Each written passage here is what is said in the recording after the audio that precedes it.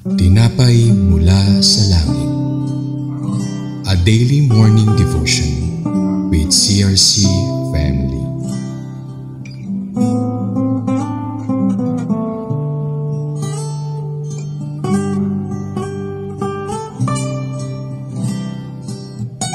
Isang mapagpalang umaga, kapatid.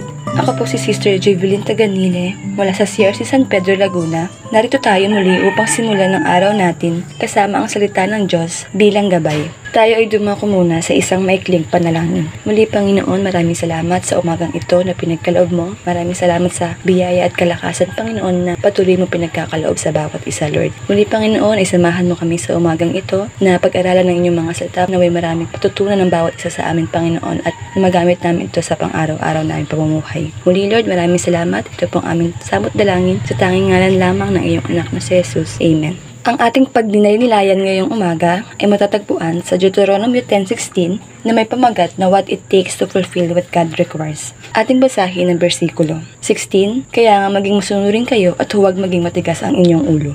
Katulad sa ating mga bersikulo na binasa, ang piniling bayan ng Diyos, ang Israel, ay tinawag upang magtiwala ng buong puso sa Diyos. This verse talks about the spiritual circumcision of the heart, yung purification and cleanliness of our relationship with God. At ang pagtutuli gaya ng ipinakilala sa Genesis 17 ay isang pisikal na tanda ng tipan ng Diyos kay Abraham at sa kanyang mga inapo. Pagkatapos ng pangako ng pagtatalima sa bundok Sinai, mabilis na naging magsik ang Israelita laban sa Diyos. Sila ay nagrereklamo laban kay Moises at sumamba sa mga idolo.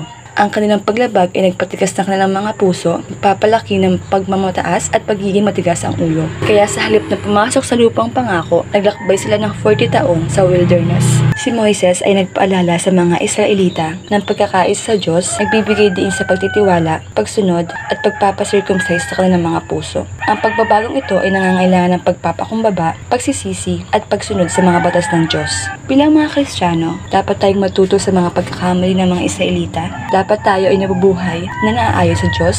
Dapat din natin sundin ang patnubay ng banal na espiritu, maglakad ng mga pagkumbaba at manatiling matatag sa katotohanan ng Diyos. Kaya dapat nating suriin ang ating mga puso, siguraduhin ang pagkakaisa sa kalooban ng Diyos upang hindi tayo maulit ang pagkakamali ng mga Israelita at mawalan ng mga biyayang ipinangako ng Diyos. Pamamagitan ng pananampalataya at pagsunod, matututo tayo na palakihin pa ang pananalig sa Kanya, naglalakad sa espiritu at katotohanan, at makakaranas ng mga biyayang ipinangako ng Diyos.